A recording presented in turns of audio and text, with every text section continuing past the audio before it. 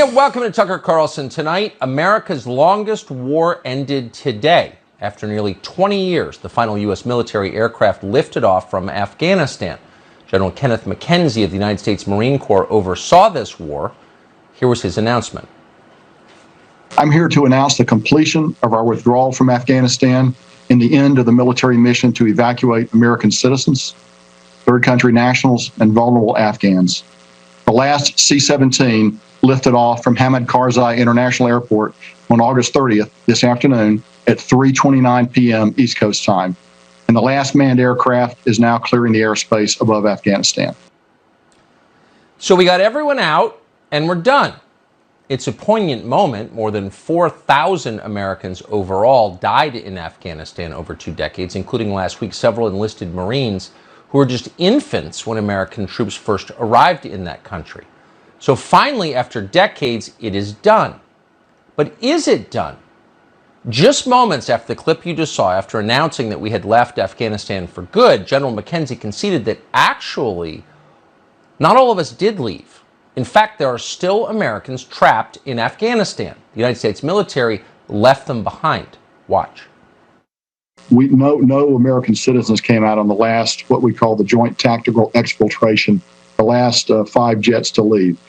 We maintained the ability to bring them in up until immediately before departure, but we were not able to bring any Americans out. That activity ended probably about 12 hours before our exit, although we continued the outreach and would have been prepared to bring them on until the very last minute, but none of them made it to the airport and were able to be accommodated. None of them made it to the airport. So that answers a lot of questions. In the past week, you may have wondered about this large but unknown number of American citizens you keep reading about who, for whatever reason, are still stuck in Afghanistan. And you may have asked yourself, who are these people and why are they still there? Maybe they don't want to leave. That may be the conclusion you've come to. Maybe we don't owe them anything. It would be nice to believe that, very nice, but now we can't believe it because we just learned from the commander of American troops in the region that at least some of these people who are our countrymen, our fellow Americans, really are trapped in a nation controlled by the Taliban. These Americans tried to flee, but it was too chaotic and too dangerous. As General McKenzie just put it, they couldn't get to the airport in time, so the U.S. military just left. Tough. Call us if you make it to Tampa. It's hard to believe that General McKenzie just admitted this in public. The reporters in the briefing room seemed to think it was just perfectly normal, another Pentagon briefing. But there's nothing normal about this, not in this country. It is appalling on every level. It is the definition of dishonorable. What's the point of having a military that doesn't bother to rescue its own citizens? This is a serious question. Why do we have an army? All those guns and helicopters and missile systems? Isn't the whole point of all of it, its whole purpose, is to protect Americans? Apparently there's another purpose, at least in the view of the man who oversees the military's central command. Those trapped Americans are no longer our problem, General McKenzie explained. We're going to let the State Department deal with them.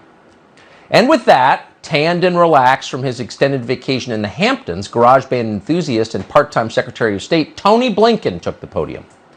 Yes, Blinken confirmed there are more than 100 Americans who've been abandoned in Afghanistan and who are understandably desperate to get out. No, we have no actual way to guarantee their safe passage. The military's gone, but no problem. The medieval theocracy that now runs Afghanistan has everything under control. The Taliban have given us their word that American citizens will be fine. And with that, Tony Blinken left the stage. He took no questions. Nor, by the way, did Joe Biden appear then or at any other time today to explain what exactly is happening to these Americans or in Afghanistan. The President of the United States appears to be missing again. If you take 3 steps back, you can see very clearly that we're watching some kind of pivot point in our history. The most obvious casualty, apart from the 13 dead servicemen last week, is American power and prestige, both of which, in the span of just days, have been profoundly and permanently diminished. There will be huge consequences of this moment. You'll see them both in the near term, you'll see them through the generations going forward. But for now, it's worth answering a simple question. Who is taking responsibility for this? Who's paying for the disaster we're watching? Not so long ago, that would have been an easy question to answer. Our leaders would be paying the price. Until fairly recently, the people in charge understood that leadership comes with obligations. It's not all privileges. If you're going to make big decisions, you have to be willing to suffer if they go wrong. In the spring of 1912, Edward Smith ran his ship into an iceberg in the North Atlantic. As it went down, Smith did not blame climate change for the disaster. Instead, he stood stoically in the wheelhouse and rowed the Titanic to the bottom of the ocean, and people applauded. It didn't seem strange. It was expected. He was in charge. He stayed until the end. So who's in charge of this? And more to the point, who is paying for it? Well, over time, an entire class of foreign policy experts and political leaders are responsible. They watched for 20 years as Afghanistan turned into a pointless mess in which Americans died and were damaged beyond repair. And as this happened, they said nothing. In fact, they lied about it repeatedly. Who are these people? The name Liz Cheney comes to mind, but there are many, many like her. And then there are the people responsible for what has happened in the last couple of weeks, a pullout that could not have been more ineptly managed if you'd intended to screw it up. That would be Joe Biden and his many incompetent lieutenants, some of whom seem deranged. So what is their punishment? How many of them have been fired? How many have resigned? How many have even apologized? That's the best place to start always. To our knowledge, none. Not one. In fact, so far as we can tell, the only military leader to suffer so far for this disaster is a Marine Corps Lieutenant Colonel called Stu Scheller. Now, Scheller didn't decide to abandon Bagram Air Base. The blood of those 13 servicemen last week are not in his hands. Scheller's crime was posting this video on social media. If an 05 battalion commander has the simplest live fire incident EO complaint, boom, fired. But we have a Secretary of Defense that testified to Congress in May that the Afghan National Security Force could withstand the Taliban advance. We have chairmen of Joint Chief, who the Commandant is a member of that, who's supposed to advise on military policy. We have a Marine combatant commander. All of these people are supposed to advise. And I'm not saying we've got to be in Afghanistan forever, but I am saying, did any of you throw your rank on the table and say, hey, it's a bad idea to evacuate Bagram Airfield, the strategic air base, before we evacuate everyone? So this is a disaster. That is obvious. The disaster is the result of a series of bad decisions made by people whose names we know. Have any of those people been punished, explained themselves, or apologized? That's the question that Stu Scheller asked. And for asking it, the Pentagon relieved him of his command. On Sunday, Stu Scheller announced that he was resigning from the Marine Corps. He's got 3 years until retirement and the pension that comes with it. But he's leaving. Here's why. All I asked for was accountability of my senior leaders when there are clear, obvious mistakes that were made. I'm not saying we can take back what has been done. All I asked for was accountability, for people to comment on what I said and to say, yes, mistakes were made. I think them accepting accountability would do more for service members and PTSD and struggling with purpose than any other transparent piece of paper or message. And I haven't received that.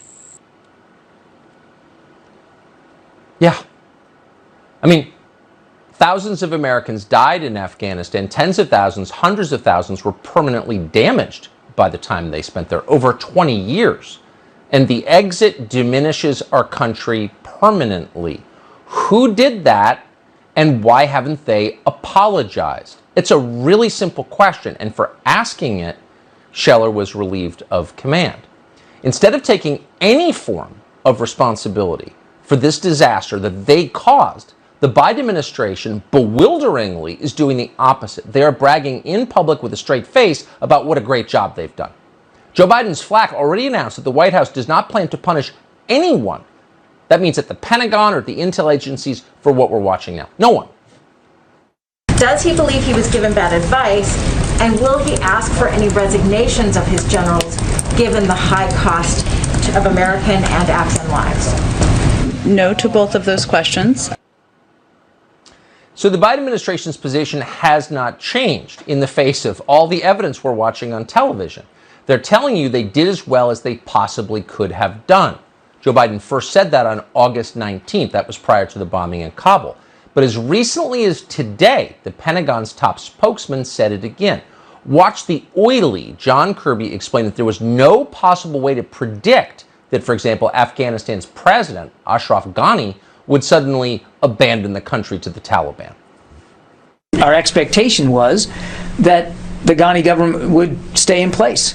Nobody could have imagined how quickly that government would have literally just dissipated almost overnight. There was simply no way to predict that.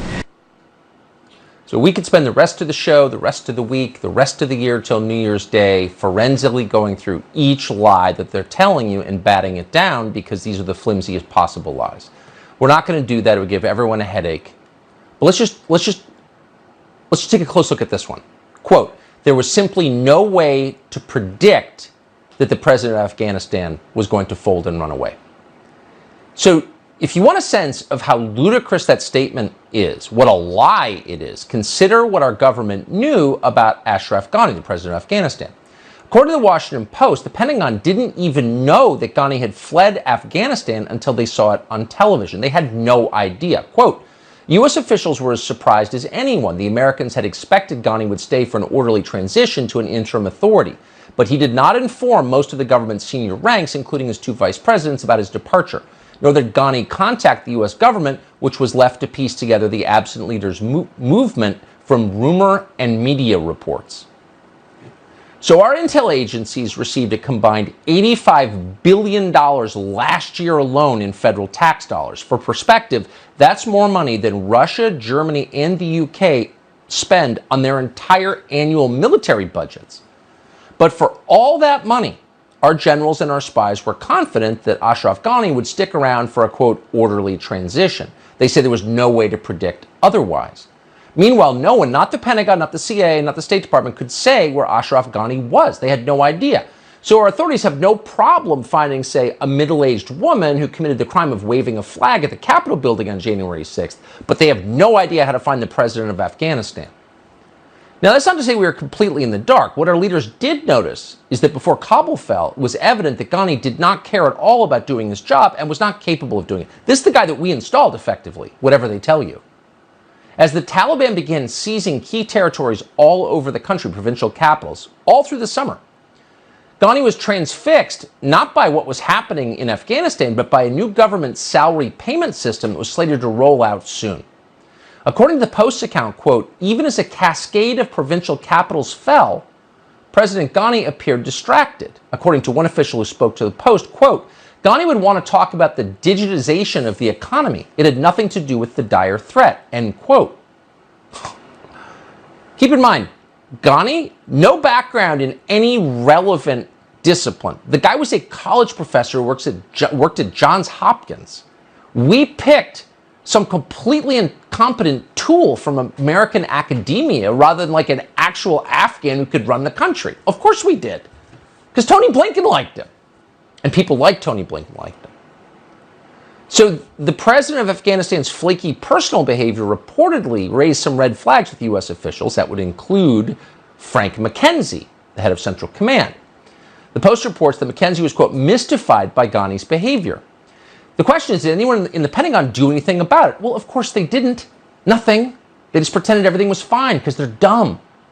As the Taliban swept through Afghanistan, the State Department wasn't reaching out to Ghani to figure out where he was or what he was doing. Instead, Tony Blinken and his deputies were working to get other countries to sign a statement to send to the Taliban, urging them to let Americans out of the country. Ultimately, that statement was signed by military powerhouses like Haiti, Papua New Guinea, and the Democratic Republic of Congo. That's what the Secretary of State thinks is significant. Getting Papua New Guinea and Congo and Haiti to sign some stupid document that means nothing? These are children. But no one's apologizing for it. They won't even acknowledge they screwed up. They're not having a moment of self-reflection about why were they on the phone with the government of Haiti as American citizens were trapped in Afghanistan run by our new friends, the Taliban. They're never going to explain why they did this, why they put the safety of thousands of American citizens in the hands of a president who didn't care enough to stick around. And of course, that president, Ghani, isn't apologizing either. He was trained by the U.S. after all. He was educated at Columbia. And he's taken millions of dollars we've given him and we've fled, all while claiming to be a hero who left his country to avoid more bloodshed rather than what he clearly is, which is a coward. Meanwhile, his kids, they're Americans, of course. They've got U.S. passports. They're living in million-dollar properties in Washington, D.C. and Brooklyn and demanding that this country accept as many Afghan refugees as possible. His son, by the way, worked for Pete Buttigieg on the presidential campaign. That tells you everything. So to choose a president of Afghanistan, our brain-dead ruling class chose someone just like them. Of course they did. Suddenly, a lot of what we've seen over the past 20 years in Afghanistan, in particular over the past 4 months, makes sense. The experts in the State Department and the CIA took trillions of dollars to install people in Afghanistan who are every bit as clueless as they are. Remember, it was in June that U.S. intelligence was predicting that the Ghani government would remain intact. This month, Mark Milley said he had no intelligence suggesting the Taliban would take over Afghanistan quickly. There was nothing that I or anyone else saw that indicated a collapse of this army and this government in 11 days. So they believed that. They actually believed it because the incompetents around him kept repeating it like it was true, and they bought it. And that's one of the reasons the Pentagon abandoned Bagram Air Base, which would have been, of course, a much easier place to secure than an airport, a commercial airport in the capital city. They didn't think they'd need Bagram. They had confidence in Ashraf Ghani, the guy who was obsessing over Afghan's new version of PayPal. That's also why the Biden administration reportedly turned down the Taliban's offer to cede all of Kabul to the U.S. military. They thought they'd have far more time than they actually did. On the tactical decision of which is the right airport to have for an evacuation, of course, any responsible president would give significant weight to the advice of the commanders on the ground, and their advice was to close Bagram and focus on Kabul. Oh, close Bagram and focus on Kabul. We did that, and now a lot of people are dead, and a lot are still stuck there. And once again, to beat a dead horse, no one has apologized. If you caught one of your kids doing something wrong, you wouldn't rest until that child apologized. Contrition is an essential part of fixing a problem. It's not just practically important, it's spiritually important. Admit you were wrong, and they won't, because they don't care what you think. And so to this moment, the only person who has been punished for these terrible decisions, one Marine Corps officer who criticized those decisions. This can't go on. When leaders refuse to hold themselves accountable over time, people revolt. That happens. We need to change course immediately and start acknowledging our mistakes. The people who made them need to start acknowledging them, or else the consequences will be awful. Well, thousands of Afghan citizens have now arrived at military bases in the United States. They're all translators, right? No, actually they're not. Almost none of them are translators. That's why they need translators to communicate. And now there's evidence that many of these refugees have not even been vetted, and they're walking off bases with no supervision at all. That'll end well. We've got details straight ahead. 123,000 people have been safely flown out of Afghanistan. That includes about 6,000 American citizens. This has been a massive military, diplomatic, and humanitarian undertaking, one of the most difficult in our nation's history, and an extraordinary feat of logistics and coordination under some of the most challenging circumstances imaginable. Many, many people made this possible. I want to commend our outstanding diplomats who worked around the clock and around the world to coordinate the operation. They volunteered for duty at the Kabul airport. They flew to transit countries to help process thousands of Afghans bound for the United States. They deployed to ports of entry and American military bases to welcome Afghans to their new homes. They staffed a 24/7 task force here in Washington, overseen by Deputy Secretary Brian McKeon. And they built a list of Americans possibly seeking to leave Afghanistan, then worked to contact every single one of them repeatedly, making 55,000 phone calls, sending 33,000 emails since August 14th. They solved problem after problem to keep the mission moving forward. They did this because for the thousands of State Department and USAID employees who served in Afghanistan in the past 20 years. This evacuation operation was very personal. Many worked hand in hand for years with Afghan partners, many of whom became trusted friends. We also lost cherished members of our foreign service community in Afghanistan. We'll never forget them. Helping Americans, our foreign partners who've been by our side for 20 years, and Afghans at risk at this critical moment was more than just a high-stakes assignment for our team. It was a sacred duty. And the world saw how our diplomats rose to the challenge with determination and heart. U.S. service members in Kabul did heroic work, securing the airport, protecting civilians of many nationalities, including tens of thousands of Afghans, and airlifting them out.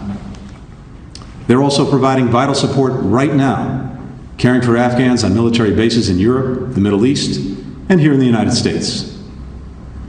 We've seen pictures of U.S. service members at the Kabul airport cradling babies, comforting families. That's the kind of compassionate courage our men and women in uniform exemplify. They carried out this mission under the constant threat of terrorist violence. And 4 days ago, 11 Marines, 1 Navy medic, and 1 soldier were killed by a suicide bomber at the airport gate, as well as scores of Afghans. Nearly all of them were in their early 20s, just babies or toddlers on September 11th, 2001. These deaths are a devastating loss for our country. We at the State Department feel them deeply. We have a special bond with the Marines. The first person that you see when you visit an American embassy is a Marine. They guard our diplomatic missions. They keep us safe around the world. We couldn't do our jobs without them. And we will never forget their sacrifice, nor will we forget what they achieved. The most exceptional among us perform a lifetime's work of service in a short time here on earth. So it was for our exceptional brothers and sisters who died last week. Finally, I want to thank our allies and partners. This operation was a global endeavor in every way. Many countries stepped up with robust contributions to the airlift, including working by our side at the airport. Some are now serving as transit countries, allowing evacuees to be registered and processed on the way to their final destinations. Others have agreed to resettle Afghan refugees permanently, and we hope more will do so in the days and weeks ahead. We're truly grateful for their support. Now, U.S. military flights have ended, and our troops have departed Afghanistan. A new chapter of America's engagement with Afghanistan has begun. It's one in which we will lead with our diplomacy. The military mission is over. A new diplomatic mission has begun. So here's our plan for the days and weeks ahead. First, we built a new team to help lead this new mission. As of today, we've suspended our diplomatic presence in Kabul and transferred our operations to Doha, Qatar, which will soon be formally notified to Congress. Given the uncertain security environment and political situation in Afghanistan, it was the prudent step to take. And let me take this opportunity to thank our outstanding Chargé d'Affaires in Kabul, Ambassador Ross Wilson, who came out of retirement in January 2020 to lead our embassy in Afghanistan and has done exceptional, courageous work during a highly challenging time. For the time being, we will use this post in Doha to manage our diplomacy with Afghanistan, including consular affairs, administering humanitarian assistance, and working with allies, partners, and regional and international stakeholders to coordinate our engagement and messaging to the Taliban. Our team there will be led by Ian McCarry, who served as our Deputy Chief of Mission in Afghanistan for this past year. No one's better prepared to do the job. Second, we will continue our relentless efforts to help Americans, foreign nationals, and Afghans leave Afghanistan if they choose. Let me talk briefly about the Americans who remain in Afghanistan. We made extraordinary efforts to give Americans every opportunity to depart the country, in many cases talking and sometimes walking them into the airport. Of those who self-identified as Americans in Afghanistan who are considering leaving the country, We've thus far received confirmation that about 6,000 have been evacuated or otherwise departed. This number will likely continue to grow as our outreach and arrivals continue. We believe there are still a small number of Americans, under 200 and likely closer to 100, who remain in Afghanistan and want to leave. We're trying to determine exactly how many. We're going through manifests and calling and texting through our lists, and we'll have more details to share as soon as possible. Part of the challenge with fixing a precise number is that there are longtime residents of Afghanistan who have American passports and who are trying to determine whether or not they wanted to leave. Many are dual citizen Americans with deep roots and extended families in Afghanistan who've resided there for many years. For many, it's a painful choice. Our commitment to them and to all Americans in Afghanistan and everywhere in the world continues. The protection and welfare of Americans abroad remains the State Department's most vital and enduring mission. If an American